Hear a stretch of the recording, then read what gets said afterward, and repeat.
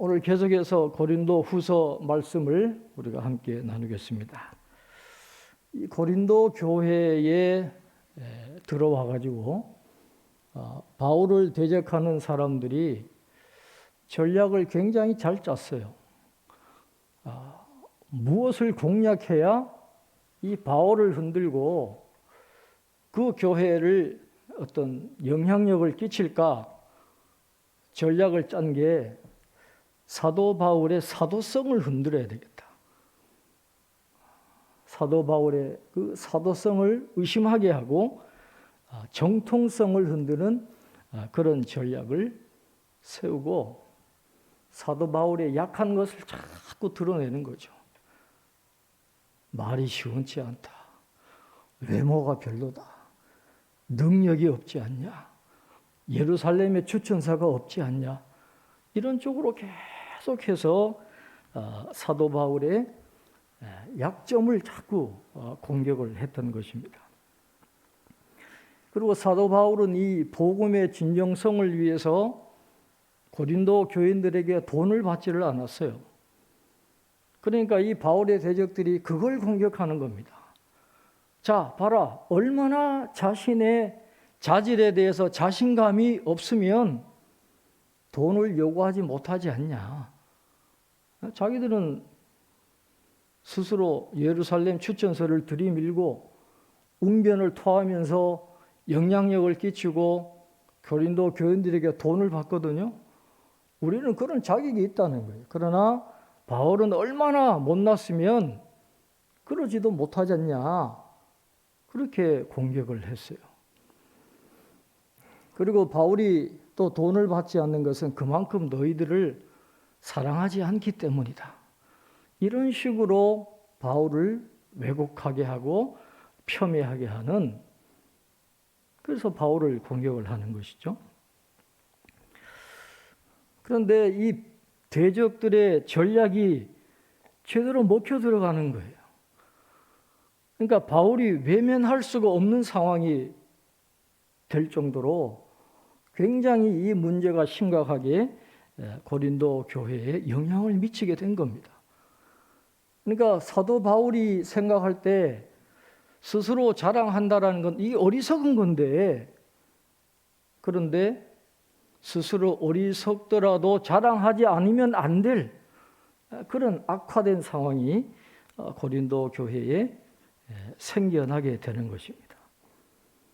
고린도 교인들이 너무 쉽게 자기 자랑에 빠져버리고 넘어가 버리니까 부득이하게 사도 바울도 자신을 어필할 수밖에 없는, 자신을 자랑할 수밖에 없는 그런 상황에서 이제 이 고린도 후서 편지를 쓰고 있는 것입니다. 그래서 오늘 16절, 18절에 보면 사도 바울이 이렇게 말씀합니다. 내가 다시 말하노니 누구든지 나를 어리석은 자로 여기지 말라. 만일 그러하더라도 내가 조금 자랑할 수 있도록 어리석은 자로 받으라. 내가 말하는 것은 주를 따라 하는 말이 아니요 오직 어리석은 자와 같이 기탄 없이 자랑하노라. 여러 사람이 육신을 따라 자랑하니 나도 자랑하겠노라.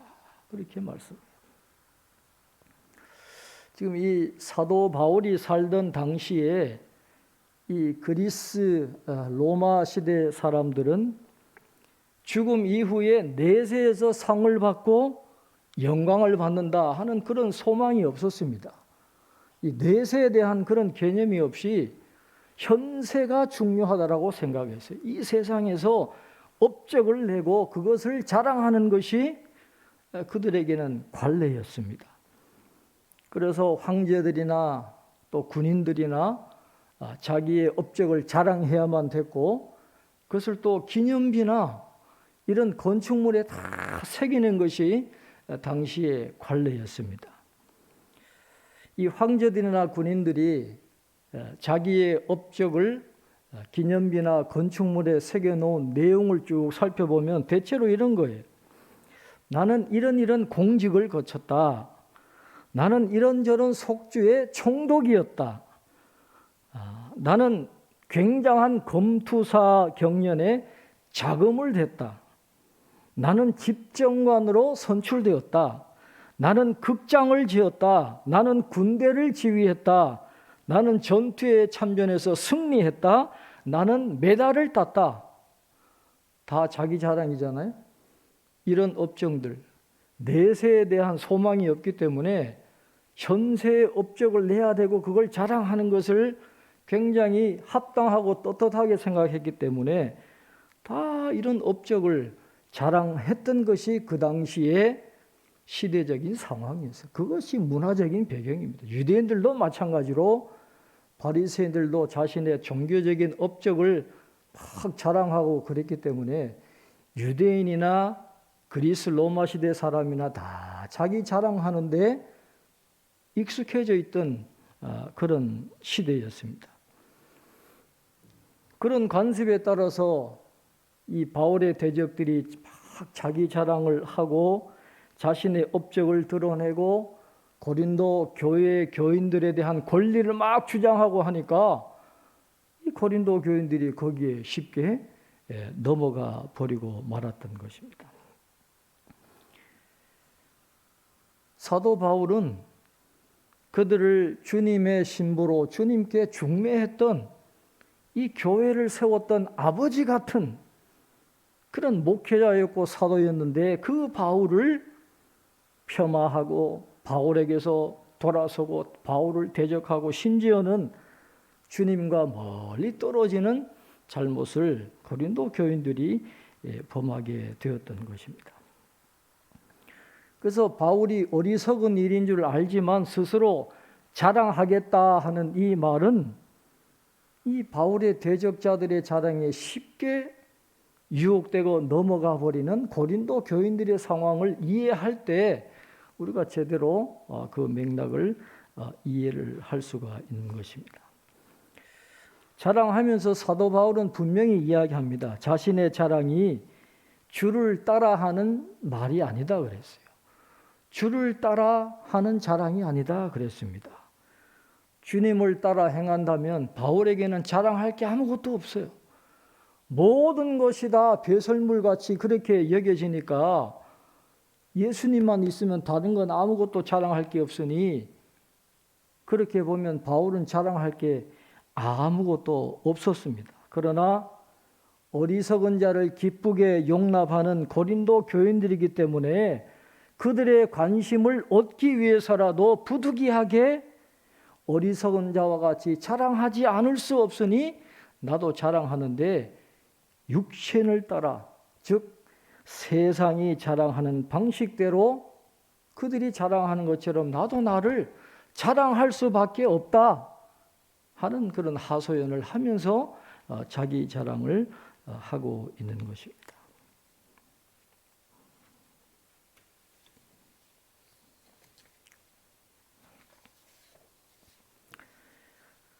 자, 22절에 보면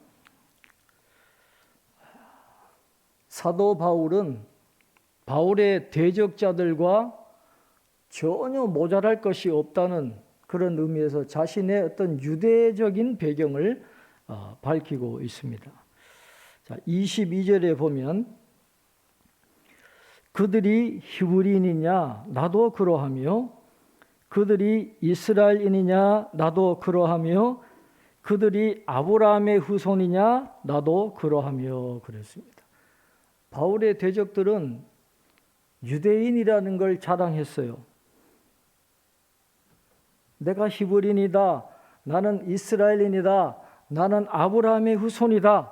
그런 인종적인 그런 자랑을 하는데 바울도 그러하다. 나도 히브리인이고 이스라엘인이고 아브라함의 후손이다.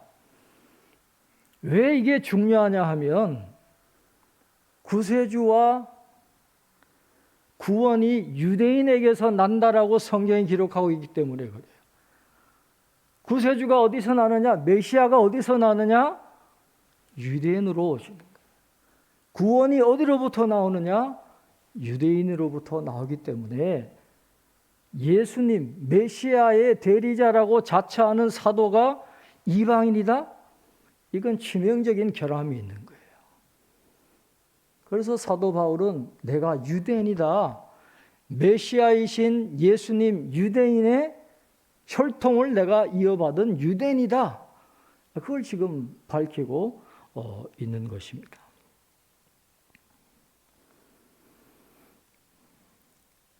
그러나 바울의 대적자들과 같은 유대적인 배경을 갖고 있기는 하지만은 그의 대적자들이 자랑하는 것과는 전혀 다른 자랑을 오늘 사도 바울이 하고 있는 것을 우리는 볼 수 있습니다.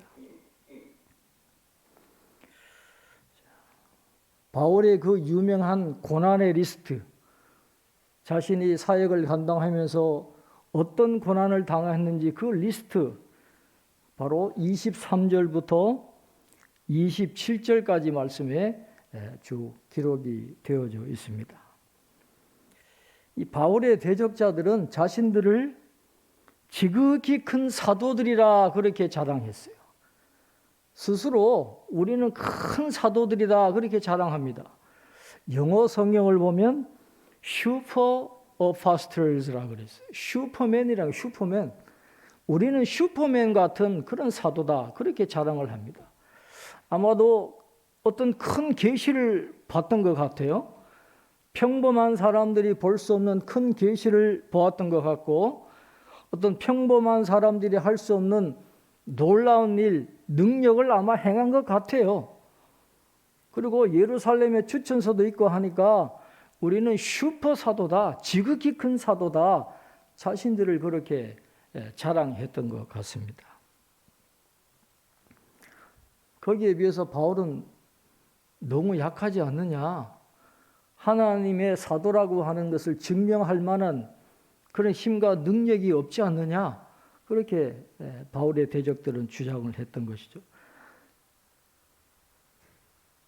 그들은 자신들이 슈퍼맨이라고 자랑을 했지만은, 그러나 바울은 당시 사람들에게는 너무너무 부끄럽고 입에 올리기조차 싫어하는 그런 일들을 자신의 업적이라고 자랑을 하는 것입니다. 감옥에 갇히기도 하고 구타당하기도 하고 공개적으로 태형을 당하기도 하고 돌을 던짐을 당하기도 하고 배가 난파당하기도 하고, 바울이 언급하는 이런 것들은 당시의 사람들이 봤을 때는 이런 일들을 당한 사람은 마땅히 피해야 될 불미스러운 인물로 생각할 수 있는 바로 그런 목록들입니다.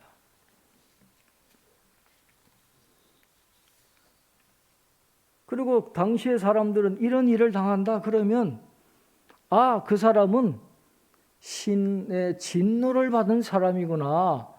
그래서 피할 수밖에 없는 그런 사람으로 인식되었는데, 사도 바울은 그런 내용들을 떳떳하게 내가 당했다라고 지금 고백을 하고 있는 것입니다. 당시에 교양이 있는 사람들, 그리고 위대하고 훌륭한 사람들은 어디 가면 군대의 호위를 받아요. 그리고 군대까지는 아니더라도 자기를 도와주고 보호해줄 사람들과 같이 여행하는 게 관례였기 때문에 먹을 것이 없어서 굶었다? 추워서 고생했다? 잠을 자지 못했다? 이런 건 상상도 못하는 거예요. 만약에 그런 사람들이 굶거나 춥거나 수면 부족 상태에 빠지는 경험을 했다라면 이건 굉장히 모욕적인 거예요. 심각한 굴욕감을 가질 수 있는 그런 것들인데, 사도 바울은 오히려 나는 그런 것을 당했다라고 자신의 업적으로 자랑하고 있는 것을 보게 됩니다. 바울은 왜 이런 고난의 리스트를 쭉 이야기하는 걸까요? 그만큼 그리스도에 대한 진실한 헌신과 희생적인 봉사의 마음을 갖춘 참된 사도라고 하는 것을 밝히기 위해서 이 고난의 리스트를 기록을 하고 있는 것입니다. 바울은 그리스도의 일꾼이기 때문에 그리스도의 십자가의 길을 걸어갔어요.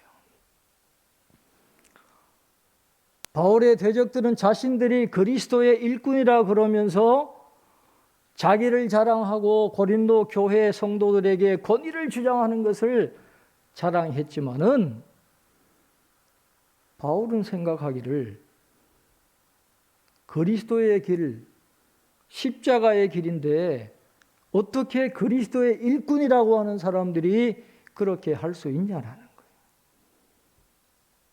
교인들 힘들게 하고 뺨을 때리고 돈을 뺏어가고 그리스도의 일꾼은 그렇게 하면 안 된다라는 것이죠. 그리스도의 일꾼은 그리스도의 십자가의 길을 따라가는 사람이기 때문에 고난당하는 게 당연하다라는 거예요.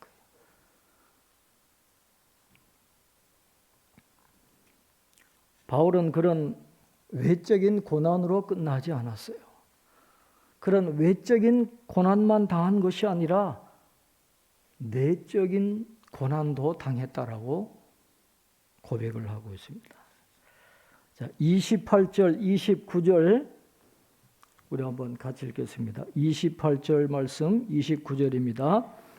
이 외의 일은 고사하고 아직도 날마다 내 속에 눌리는 일이 있으니 곧 모든 교회를 위하여 염려하는 것이라. 누가 약하면 내가 약하지 아니하며 누가 실족하게 되면 내가 애타지 아니하더냐. 아멘. 바울은 자신이 개척한 교회들을 생각할 때마다 눌리는 그런 부담감을 갖고 있었고 늘 그들에 대해서 염려하는 삶을 살았다라는 것입니다. 때로는 그들 때문에 마음 아파하고 그들이 약할 때 자신도 약해지고 그들이 그렇게 어려움을 당하는 것을 보고 속이 애타서 불에 타는 것 같은 그런 내적인 수고를 지금도 당하고 있다는 거예요.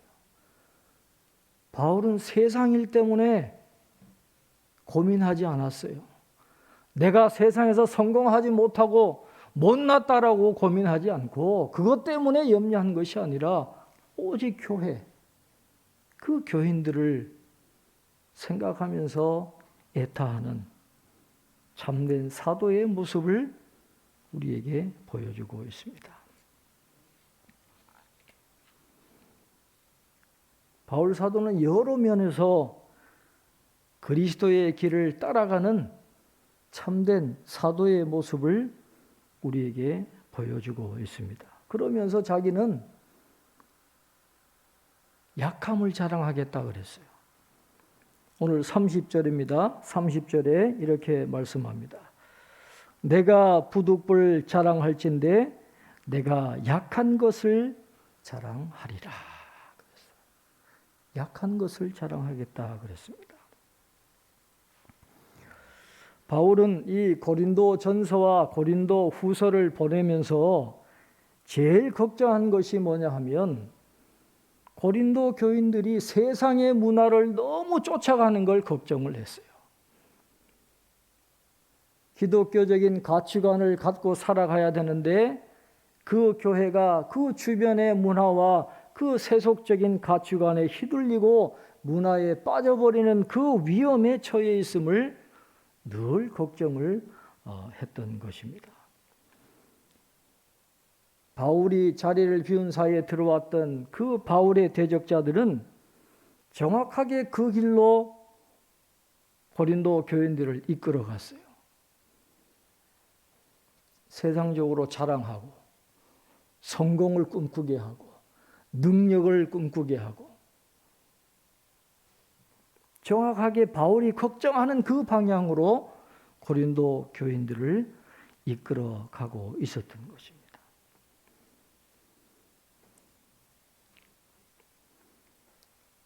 그러나 그들과는 정반대로 바울은 로마 세계의 일반적인 시민이라고 하면 칭송하기는커녕 입에조차 올리기도 부끄러운 그런 내용들을 자랑하면서 자신의 참된 사도성을 드러내고 있는 것을 우리가 볼 수가 있는 것입니다.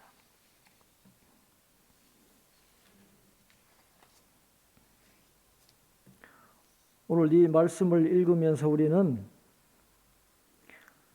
그리스도인의 참 능력이 무엇인가에 대해서 우리는 생각해 보아야 합니다.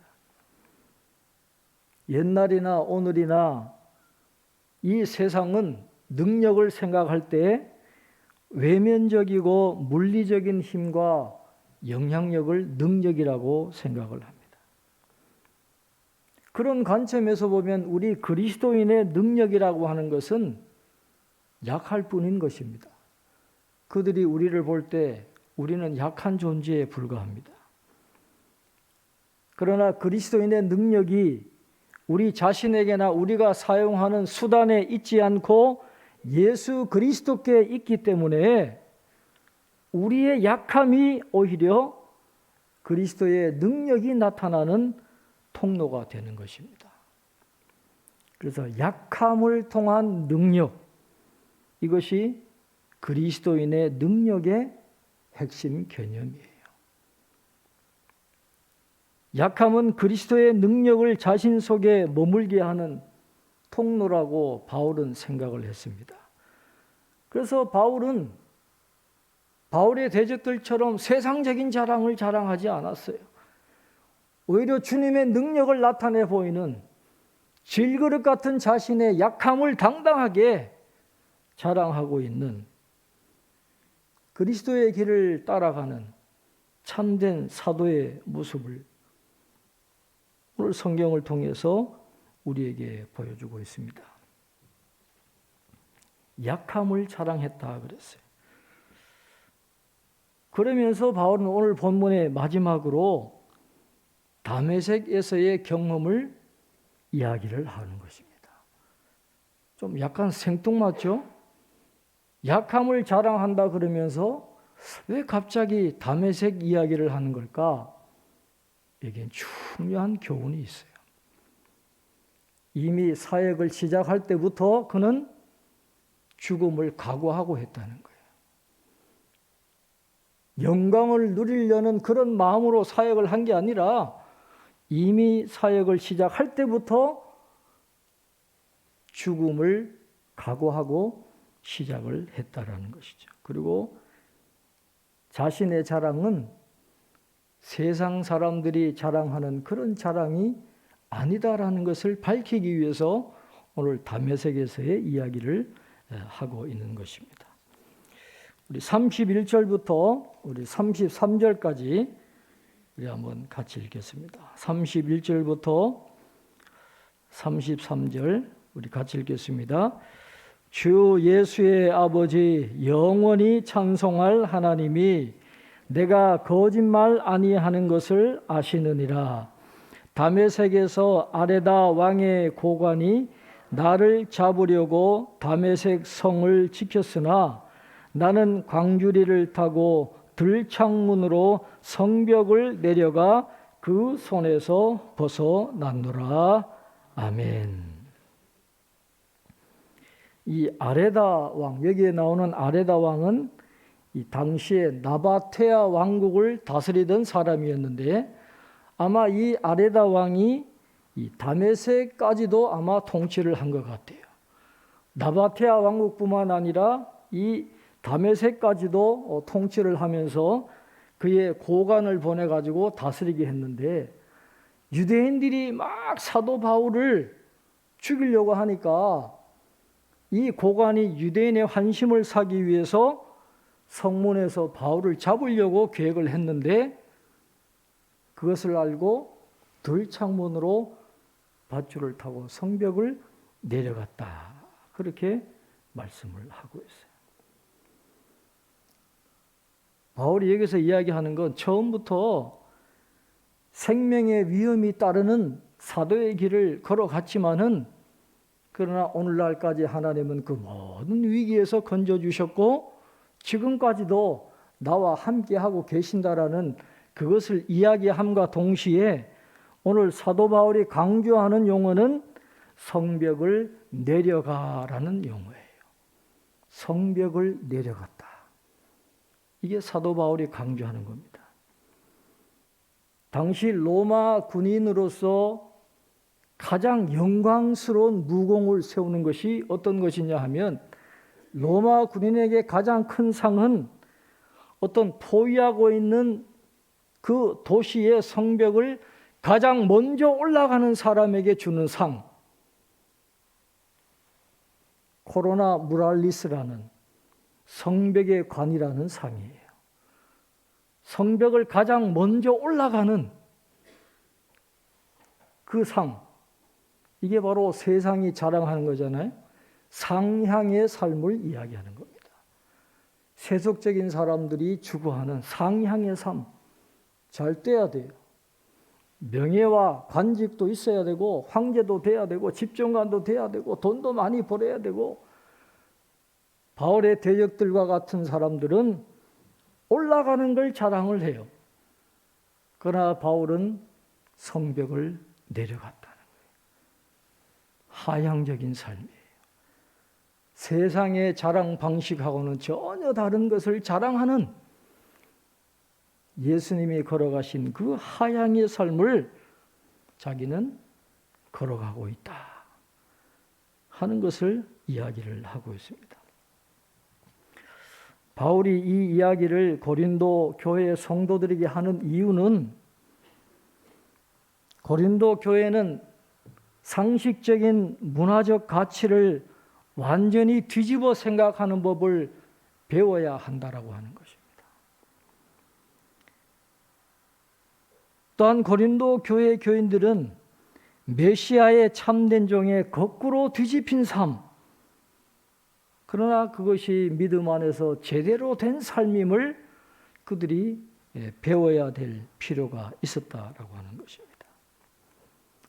사도 바울은 그리스도의 일꾼으로 그리스도의 길을 따라갔던 분입니다. 예수님의 길은 상향의 삶이 아니라 하향의 삶을 사셨다 가셨습니다. 그러면 내려가는 것을 지향하면 그것으로 끝나느냐? 그렇지 않아요. 예수님이 십자가를 지시고 끊임없이 내려가셨지만은 하나님은 그를 높이십니다. 모든 이름 위에 뛰어난 영광의 자리에 올리우신, 우리에겐 그런 소망이 있는 거예요. 우리가 이 땅에서 고난당하고 복음 때문에 어려움 당해도 그것을 사도 바울처럼 열심히 감당하게 되면 하나님이 나중에는 형언할 수 없는 그런 복을 우리에게 주신다는 거예요. 믿음의 눈으로 보면 사도 바울처럼 복받은 사람이 어디에 있어요? 고난이라는 고난은 십자가 외에는 다 당한 그런 어려운 삶을 살았지만은 지금 이 시대에 영적으로 사도 바울과 같은 그런 복을 받은 사람이 어디에 있겠습니까? 오늘 우리가 그리스도의 일꾼으로 예수님의 길을 따라가고 있다면 우리는 어떤 삶을 살아야 될까요? 세상 사람들이 추구하는 상향의 삶이 아니라 주님과 함께 하향의 삶을 살고 복음의 길을 걸어가고, 주님이 가신 그 길을 걸어가면 주님이 다 보시는 거예요. 그리고 보응하시는 하나님이 반드시 그 수고에 놀라운 복을 내려주신다라고 약속하셨습니다.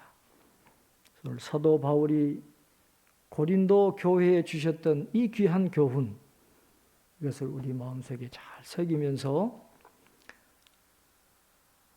세상 사람들처럼 그렇게 살아가지 말고 믿음의 눈을 가지고 주님이 가신 그 길을 우리도 잘 달려가서 주님이 인정하시는, 주님이 복을 주시고 상을 주시는 그런 삶을 끝까지 달려가는 저와 여러분 되시기를 주님의 이름으로 축원합니다.